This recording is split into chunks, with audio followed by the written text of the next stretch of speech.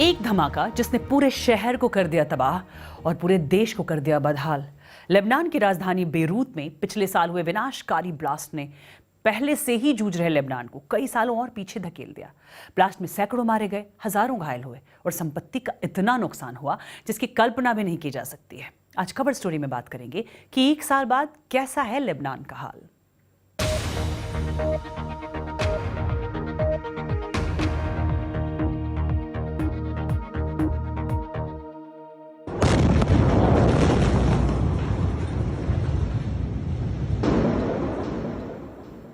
ये धमाका आज से ठीक एक साल पहले 4 अगस्त 2019 को बेरूत में हुआ था।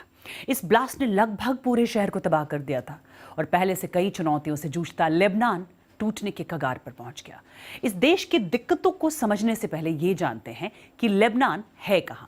सीरिया और इजराइल के बीच मौजूद है लेबनान, जिसके पश्चिम में है भूमध्य सागर और यहाँ करीब 18 अलग अलग मजहबों को मानने वाले लोग रहते हैं। यहाँ के ईसाइयों और मुसलमानों के बीच अक्सर सांप्रदायिक तनाव रहता है। 1975 से लेकर 1990 तक चली जंग में देश पर सैन्य रूप से ताकतवर कई जंग के ठेकेदारों और लड़ाका संगठनों ने राज किया। जंग के ठेकेदार और मिलिशियाओं ने वहां पर राज किया। फिर निवेशकों ने देश में पैसा लगाया, पर जंग के वही ठेकेदार और उनके उत्तराधिकारी सत्ता पर काबिज थे जो देश को खोखला कर रहे थे। सालों तक यहां शिया चरमपंथी गुट हिजबुल्लाह सरकार का हिस्सा रहा, जिसे ईरान और सीरिया समर्थन देते रहे। इसी वजह से इसराइल और पश्चिमी देशों और लेबनान के बीच लगातार तनाव बना रहा। टैक्स में बढ़ोतरी के खिलाफ साल 2019 में लोग सड़कों पर उतर आए और तभी से देश की अर्थव्यवस्था तेजी से नीचे गिर रही है। और पिछले साल हुए धमाके और कोरोना वायरस ने हालात को और भी खराब कर दिया है। देखिए बेरूत से बीबीसी संवाददाता जीन मैकेंजी की ये रिपोर्ट। लेबनान एक बेहद खराब दौर से गुजर रहा है। यहाँ खाना, ईंधन और दवाइयों की कमी है।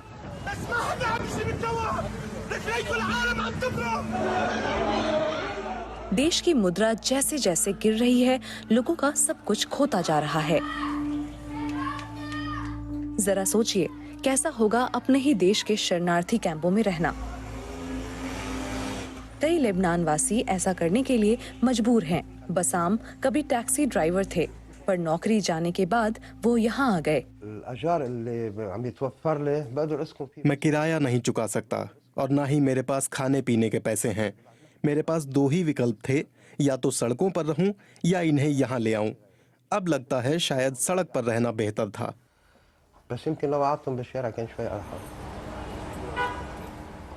पेट्रोल पंप पर लोग घंटों से लाइन में ईंधन लेने के लिए खड़े हैं।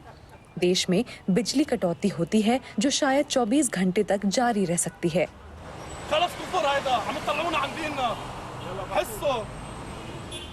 लेबनान की आर्थिक स्थिति का अंदाजा इसी से लगाया जा सकता है कि देश की मुद्रा में डॉलर के मुकाबले 90% से ज्यादा गिरावट देखी गई। देश के प्रमुख सरकारी अस्पतालों में जान बचाने के लिए जरूरी दवाएं भी नहीं हैं। देखिए, मेरे पास बस इतनी सी मैग्नीशियम की गोलियां हैं और ये एक बड़ी परेशानी है। क्या ये अब तक आपको मिला सबसे कम स्टॉक है? हाँ, पिछले हफ्ते एक गर्भवती महिला आई थी। उसे प्रेगनेंसी के दौरान आई दिक्कत के लिए मैग्नीशियम चाहिए था, पर हमारे पास वो नहीं थी। बाद में उनका बच्चा मर गया।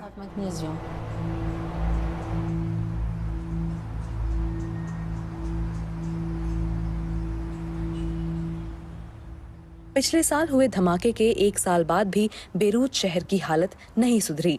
देश में अब भी कोई सरकार नहीं है। झगड़ालू राजनेता नई कैबिनेट पर रजामंद नहीं हो पा रहे, जिससे देश डूबता जा रहा है।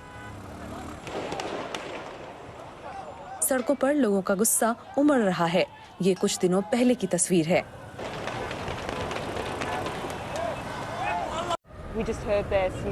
हमने अभी गोलियों की आवाज सुनी। ये बताता है कि यहाँ स्थिति कितनी खतरनाक है और लोगों में कितना गुस्सा है। ये उस अस्थिरता का उदाहरण है जिसके साथ लेबनान के लोग जी रहे हैं।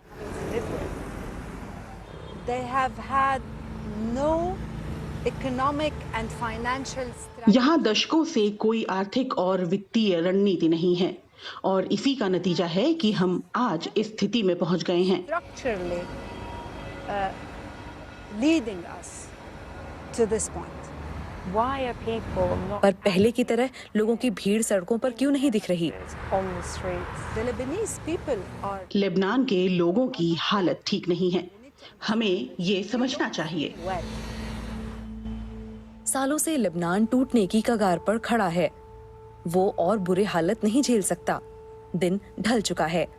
एक और रात घिर आई। कुछ लोगों को लगता है शायद यहाँ उजाला कभी नहीं होगा।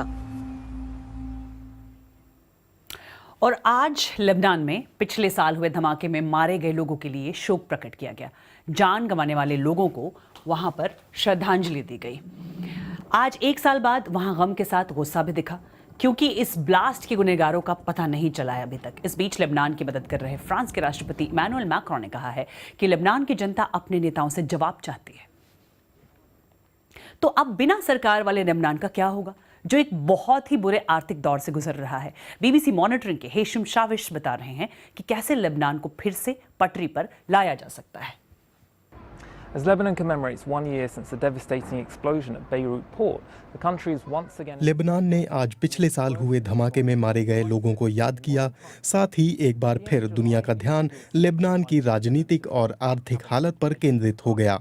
राष्ट्रपति ने एक नए शख्स नजीब मिकाती को सरकार बनाने के लिए चुना है।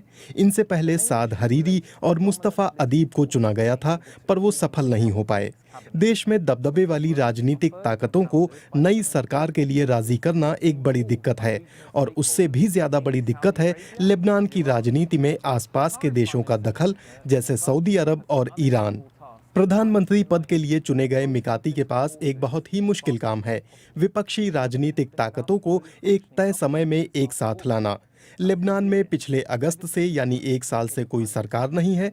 पिछले साल हुए धमाके की वजह से लोगों के गुस्से को देखते हुए हसन दियाब ने प्रधानमंत्री के पद से इस्तीफा दे दिया था। मिकाती ने वादा किया है कि एक कैबिनेट या स्पेशलिस्ट्स या टेक्नोक्रेट्स देशी और विदेशी ज़रूरतों के अनुसार लाया जाएगा, और नई कैबिनेट को जल्द से जल्द आर्थिक और राजनीतिक बदलावों के लिए काम करना होगा। तभी लेबनान को मदद करने वाले देशों और IMF से खरबों डॉलर्स का आपातकालीन फंड मिल पाएगा।